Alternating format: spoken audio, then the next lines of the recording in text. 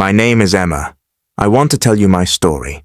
It is a story of love, mistakes, and hope. I was a quiet child.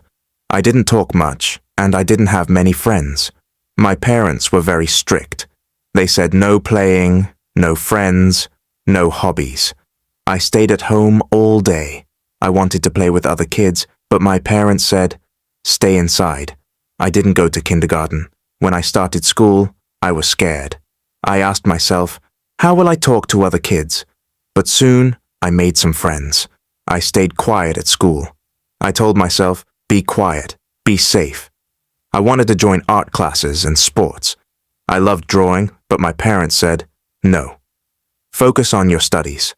Art is not important. After school, I went to college. I met a boy named Ryan. He was tall and funny. He made me laugh. He said, "You are so beautiful." I felt special when I was with him. We talked for hours. He told me, "You are my best friend." I wanted to study and get a good job, but Ryan didn't like that. He said, "Why do you need a degree? You can marry me." I was 18 years old. I was in love. I thought Ryan would take care of me. He asked me to marry him. He said, "Let's start a family." I stopped going to college. I gave up my dreams. I thought love was more important than school. At first, everything was good. We were happy. We had a daughter. Her name was Lily. She was small and sweet, but things started to change. Ryan told me, "You can't wear those clothes." He didn't like my tattoos or short hair. He said, "Change your style." I stopped meeting my friends. Ryan said, "You don't need them. Stay home with Lily." Ryan started coming home late. He said, "I was with my friends." I felt lonely. I wanted to talk to him, but he didn't listen. One night, he got angry. He shouted at me, "You are not a good wife." I cried. One day, Ryan hit me. I couldn't believe it. I cried all night. I wanted to leave, but I was scared. I went to my parents. I said, "Please help me." But they said, "You are married. Stay with your husband." I went back to Ryan. I told myself, things will get better. I got pregnant again. This time, I had a son. His name was Jake. He looked just like me. I loved him so much. Ryan didn't come to the hospital. When I came home, he said, "Why are you here so soon?" I felt hurt. Ryan had a girlfriend. He didn't hide it.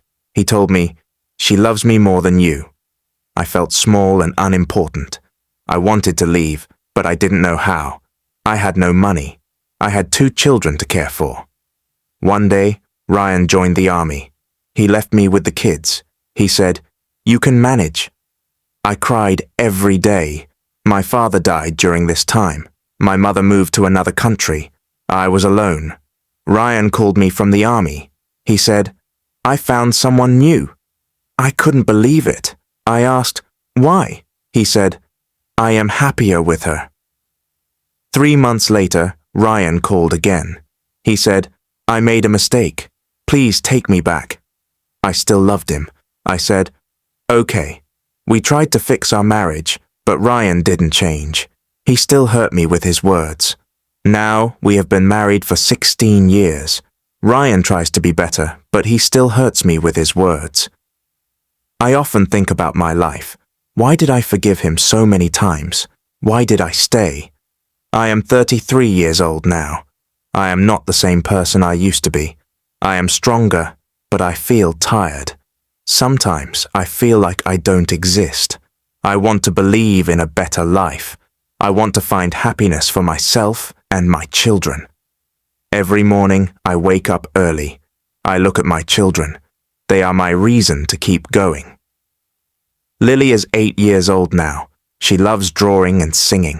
Jake is 4 years old. He likes to play with cars and laugh loudly.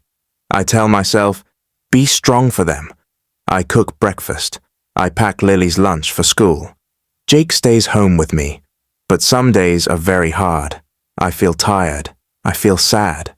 I ask myself, how did my life become like this? One day, my neighbor knocked on my door. Her name is Sarah. She smiled and said, "Hi, Emma. Do you want to come over for tea? I wanted to say no. I was scared Ryan would get angry, but I went. I needed someone to talk to. Sarah told me, "You are not alone. I am here for you." Her words made me cry. I didn't feel so alone anymore. Sarah gave me an idea. She said, "Why don't you start working from home?" I thought about it. Ryan didn't want me to work outside, but maybe I could do something small. I started baking cakes and selling them. At first it was hard. I didn't know if I could do it, but I worked hard. My cakes were good. People started ordering more. For the first time in years, I felt proud of myself. I thought, I can do this. One day, Ryan came home angry. He shouted, "Why are you baking? You don't need to work." I looked at him and said, "I need to do this for me and for the kids. I will not stop." Ryan was shocked. He didn't say anything. I was scared, but I felt strong. Life didn't change overnight. Ryan still gets angry sometimes, but I started to set rules. I told him, "I will not allow you to hurt me anymore.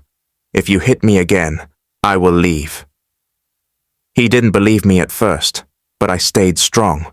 I knew I had to protect myself and my children. I also started meeting new people. Sarah introduced me to her friends. They were kind and supportive. I started doing small things I used to love. I cut my hair short again. I wore colorful clothes. I felt like myself after a long time. Lily said, "Mum, you look so happy." Her words made me smile. Now I am thinking about what I want. I want a safe and happy life for my children. I want to feel free. I don't know if Ryan will ever change, but I know I have changed. I am not the same scared girl I was before. I tell myself, one day you will find peace. I don't know when, but I believe it will happen. If you're reading my story, I want you to know something. You're strong. You can survive hard times. Don't give up on yourself.